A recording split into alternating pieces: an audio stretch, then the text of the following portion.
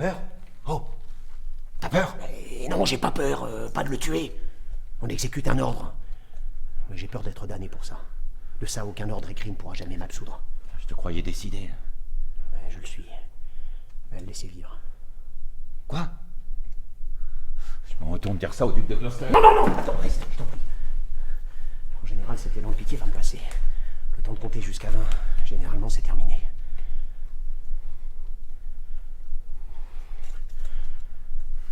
Bon, tu te sens comment, là? J'ai encore un fond de mauvaise conscience. Hé! Pense à notre récompense une fois la chose faite. Pardi, qu'il meure. J'avais oublié la récompense. Et où est ta conscience à présent?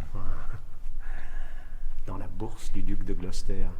Et quand il ouvrira pour nous donner notre récompense, ta conscience s'envolera? Aucune importance qu'elle s'en aille. La plupart des gens se passent très bien de ses services. C'est bien. Et si elle te revenait? Je m'en soucierais pas. La conscience fait des hommes des lâches. Et tout homme qui tient à bien vivre devrait apprendre à ne compter que sur lui-même et à faire sans elle. Je la sens à l'instant qui me tire par la manche. Elle me dissuade de tuer le duc. Chopin ne va pas la croire. Elle ne serait bonne en s'insinuant en tes pensées qu'à te faire changer d'avis. Eh oh, je suis costaud.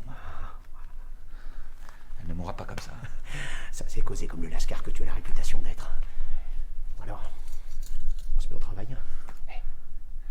On lui frappe la caboche avec le pommeau de nos épées. Et ensuite, on le balance en tonneau de Malvoisie à côté.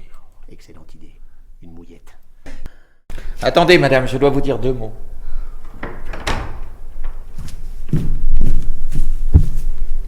Je n'ai plus de fils de sang royal que tu puisses massacrer. Quant à mes filles, Richard, elles seront des nonnes qui prient, non des reines qui pleurent.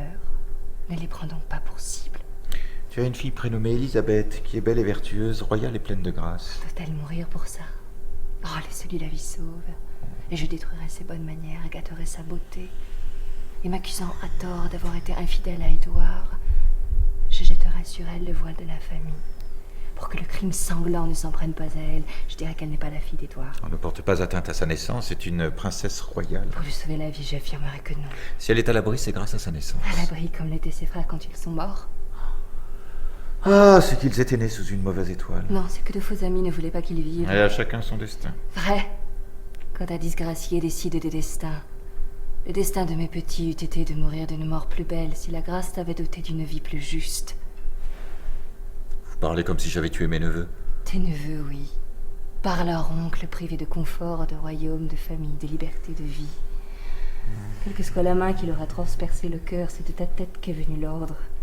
Sans doute, la lame était-elle émoussée avant d'être affûtée sur ton cœur, dur comme pierre, et de s'ébrouiller dans les entrailles de mes agneaux. Mais trop me lamenter brille de la sauvagerie de ma douleur.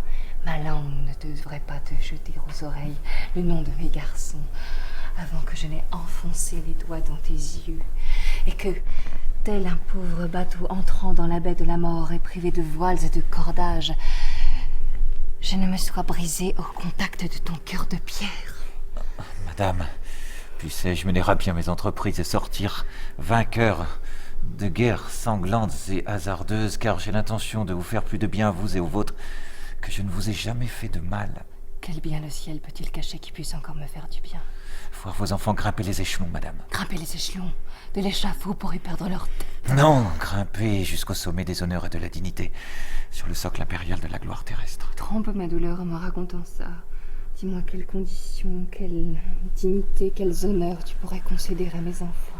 De tout ce que j'ai, oui, moi compris, vais-je immédiatement doter l'un de tes enfants, pour que dans le l'été de ton âme en colère, tu puisses noyer le triste souvenir des maux dont tu me crois responsable. Fais vite, si tu ne veux pas que le récit de ta bonté ne dure plus longtemps que sa manifestation.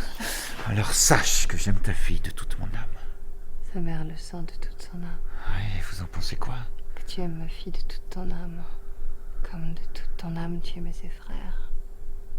Et du fond du cœur, je t'en remercie. Pas si vite. Vous saisissez mal mes intentions. Je dis que j'aime ta fille de toute mon âme et que je compte la faire reine d'Angleterre. Très bien. Et qui comptes-tu lui trouver comme roi? Celui qui fait d'elle une reine, qui d'autre à ton avis? Comment ça, toi? Parfaitement. Qu'en dites-vous? Je souhaite apprendre de vous, qui la connaissez mieux que personne. Tu le souhaites vraiment? De tout mon cœur, madame.